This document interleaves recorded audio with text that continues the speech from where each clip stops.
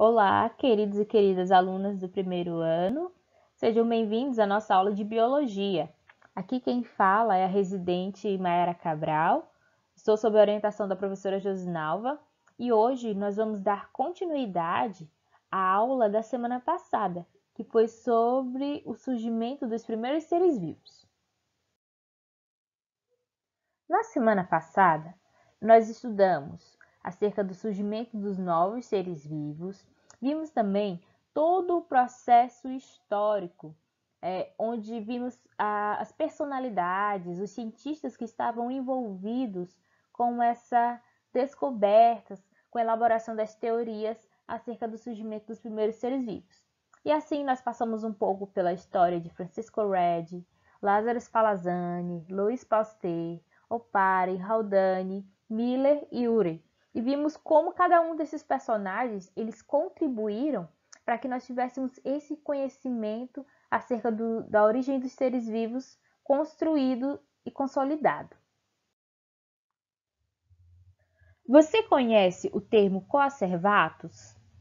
Coacervatos são aglomerados de substâncias orgânicas separados por um tipo de membrana, ou seja, são moléculas orgânicas que estão bem juntinhas e delimitadas por uma membrana. Na natureza, moléculas diferentes tendem a ficar juntas, rearranjando-se de diferentes formas. Acredita-se que as primeiras moléculas orgânicas formaram coacervatos, ou seja, elas foram se reunindo em conjunto de macromoléculas, originando compostos mais complexos, como por exemplo proteínas, lipídios, polissacarídeos e polinucleotídeos. Resumindo tudo, é quando você tem moléculas simples formando moléculas mais complexas. Gostaria de apresentar para vocês um personagem muito interessante da história do descobrimento dos primeiros seres vivos. Apresento a vocês o Sidney Fox. Sidney Fox foi responsável por um dos experimentos que foram base para a teoria evolucionista. Aquecendo algumas proteínas, Sidney Fox percebeu que essas proteínas se associavam e formavam estruturas mais estáveis, a quem ele chamou de microesferas. As microesferas, elas se assemelhavam aos precursores das membranas celulares e possuíam algumas características. Por exemplo, as microesferas, elas eram delimitadas por uma membrana proteica, eram capazes de captar aminoácidos e açúcares do meio exterior para o meio interior e formavam novas microesferas menores por divisão. Essas características são muito parecidas com algumas características que uma célula possui.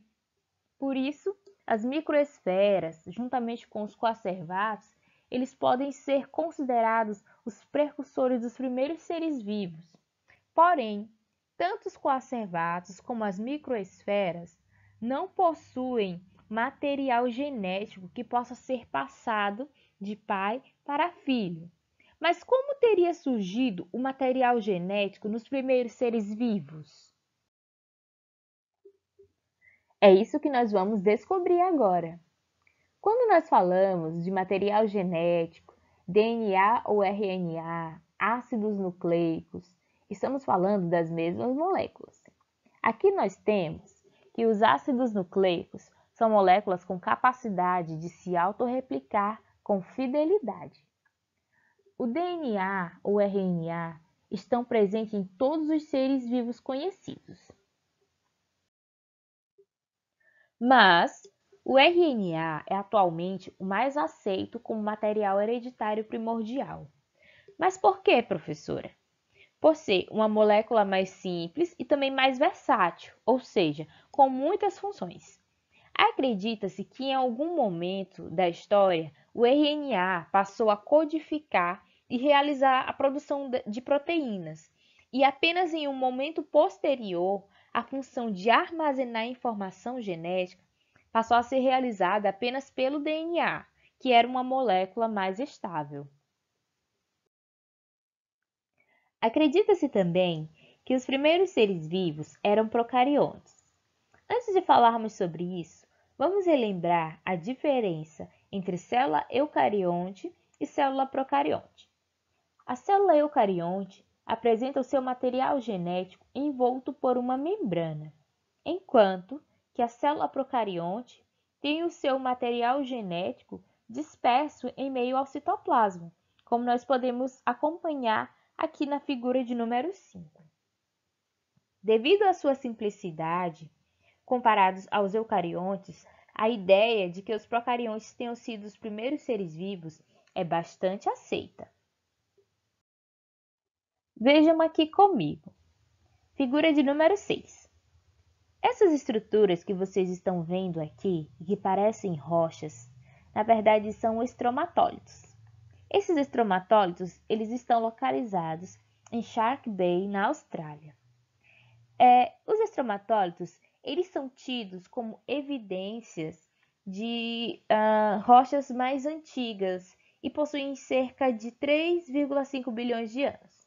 Apresentam forma e tamanhos similares ou parecidos aos procariontes atuais e são consideradas uma das evidências fortíssimas de que, de fato, os primeiros seres vivos eram procariontes. Vou apresentar para vocês as hipóteses de como os primeiros seres vivos obtinham energia. São as hipóteses heterotrófica e autotrófica. Na hipótese heterotrófica, os primeiros organismos eram heterótrofos, ou seja, obtinham seu alimento a partir de fontes externas. Nessa hipótese, o argumento que se utiliza é de que os mares primitivos eram ricos em moléculas e que essa riqueza de moléculas favorecia a absorção, pois estava ali em um meio que circuncidava esses primeiros organismos. A hipótese autotrófica nos diz que os organismos eles produziam seu alimento a partir de matéria inorgânica. Para essa hipótese, o argumento que se utiliza é de que não havia condições e nem moléculas suficientes para manter esses organismos, e por isso eles eram quimiosintetizantes. Isso significa que eles faziam a oxidação da matéria inorgânica e, a partir disso, obtinham energia. Então, queridos e queridas alunas, essa foi a nossa aula de hoje. Espero que vocês tenham compreendido. Busquem o material de vocês, os livros, pesquisem na internet, vejam que outras fontes vocês podem utilizar para fundamentar este conhecimento. Um abraço a todos e até a próxima aula.